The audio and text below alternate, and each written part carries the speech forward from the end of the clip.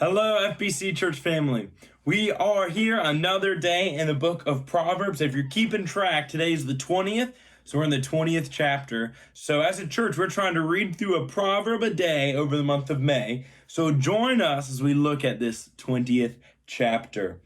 We are now getting to the part that I think is really some of my favorite part of Proverbs, but is often the most difficult when I read it in a quiet time or devotional, because it's a lot of really cute or profound or wise sayings that while I might be able to take this superficially and say, there's good truth here.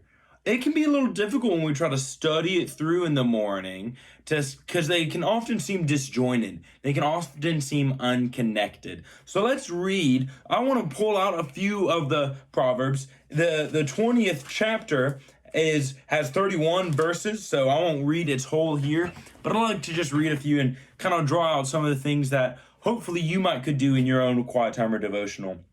As I would read through it, I would want to look for statements that seem profound to me, that seem to have a personal impact to me.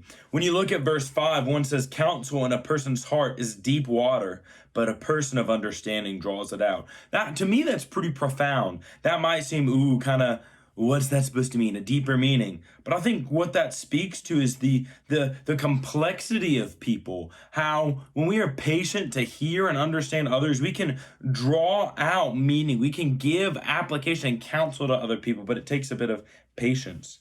Another good example of a proverb I think that has some superficial application with the deeper truth is in verse 13. "Don't love sleep or you'll become poor. Open your eyes and you'll have enough to eat." I think Proverbs sometimes speaks the best to having a good work ethic and go and work for yourself. And at its worst, we can apply and say, look, God helps those that helps themselves. So we got to go out there and work.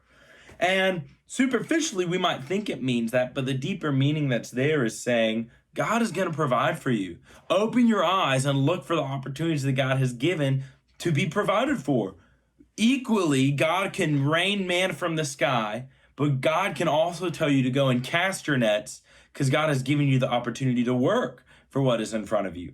So I think when we look at these Proverbs, it's almost that same tension that I've seen in almost all of my devotionals is looking at when I read it through my devotional, what stands out, what is superficially significant, has an impact to me, and then when I dwell on it a little bit, or when I look for application, maybe there's more than what meets the eye. Maybe Proverbs, when we look at what is Proverbs speaking to me, maybe what is significant in the first pass, the first read through, maybe I need to read a chapter a few times because God is going to use it to work on me. God is going to use it to challenge me. And so I hope this has been a challenging word for you. I hope as we've gone through Proverbs, there have been some verses or passages or sections that has stuck out to you, that has been impactful to you, that over the weeks, there's a theme running consistent throughout the chapters. Often that is how God convicts and molds our hearts. So hopefully you are keeping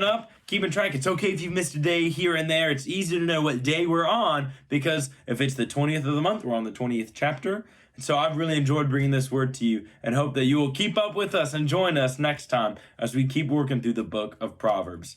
Y'all have a good one.